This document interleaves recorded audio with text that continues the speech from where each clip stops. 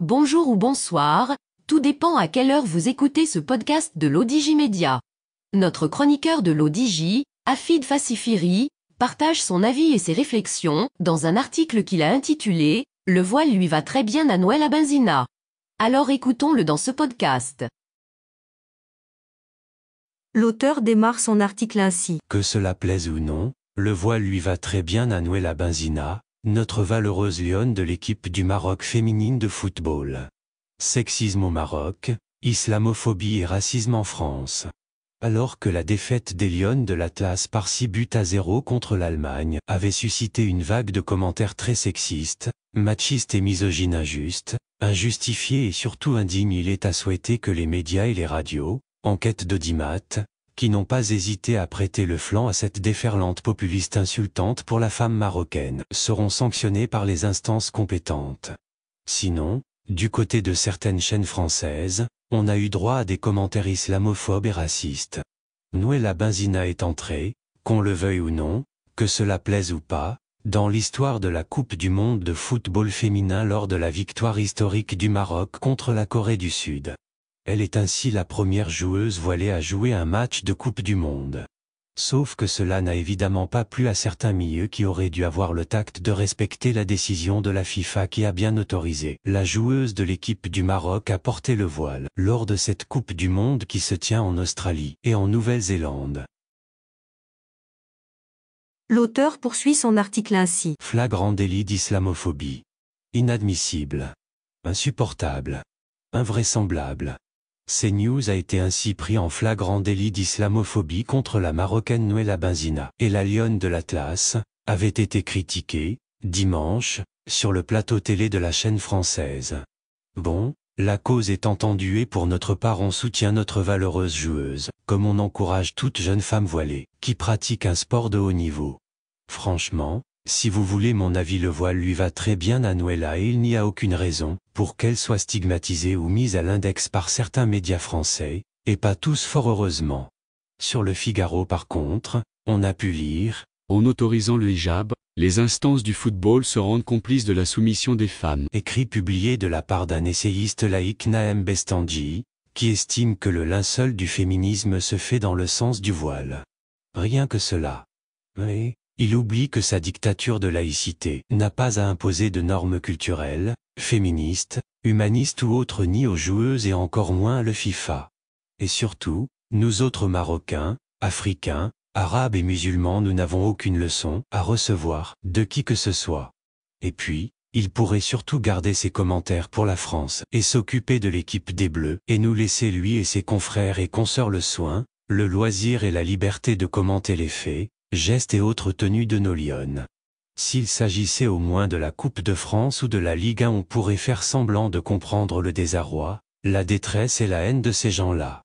Mais là, il s'agit d'une Coupe du monde, que du football en principe, juste du football dans une planète où il y a plus de 2 milliards de musulmans et des centaines de millions de femmes voilées par choix, par tradition ou par culture, et on constate cette tentative d'inquisition dans la gestion de la FIFA. Nous sommes assez grands, émancipés et mûrs, non ?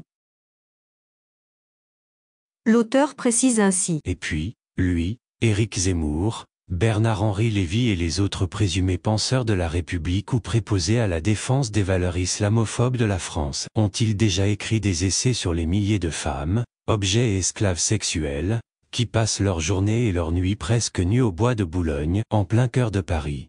Elle est bien belle cette laïcité, qui méprise la dignité et la liberté de ces femmes pour qui toute la France et toutes les conventions de la Cour européenne des droits de l'homme préfèrent se voiler la face. On est en pleine imposture intellectuelle et dans une forme absolue d'hypocrisie et de racisme institutionnalisé. De quelle soumission et de quelle femme soumise parlez-vous ?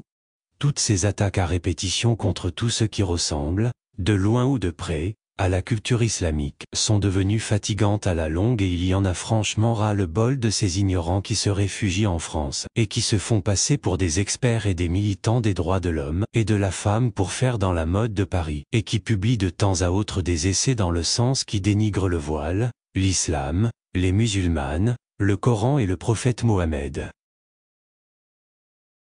L'auteur insiste sur le fait que les Marocaines ne sont ni des Afghanes ni des Iraniennes et rien, Absolument aucune loi ni coranique ni civile, qui les oblige à porter un quelconque habit à connotation religieuse ou non.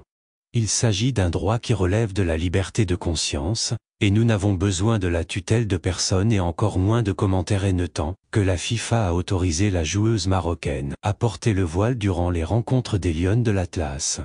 Juste une petite question, entre nous franchement, s'il s'agissait d'une joueuse du Qatar, à votre avis est-ce que les Français auraient osé ouvrir leur bec avec les milliards de dollars du chèque du Qatar, qui servent à financer le Paris Saint-Germain?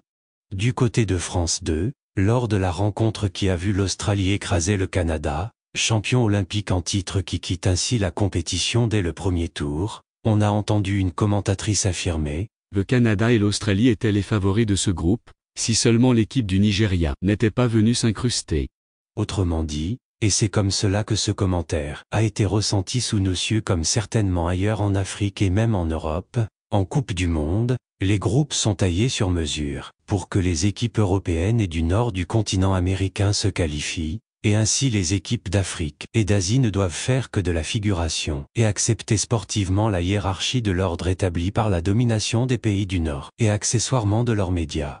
Fort heureusement, très régulièrement des équipes africaines viennent s'incruster, parmi les grands temps chez les garçons que chez les filles.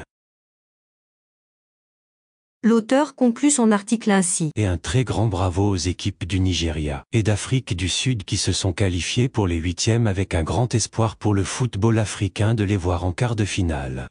Comme nous n'avons pas le sens de l'indignation sélective ou à plusieurs vitesses, on dénonce toutes les formes de sexisme dont ont été victimes les Lions de l'Atlas ici au Maroc, comme on dénonce volontiers et sans aucune hésitation l'islamophobie et le racisme médiatique dont font l'objet les équipes africaines.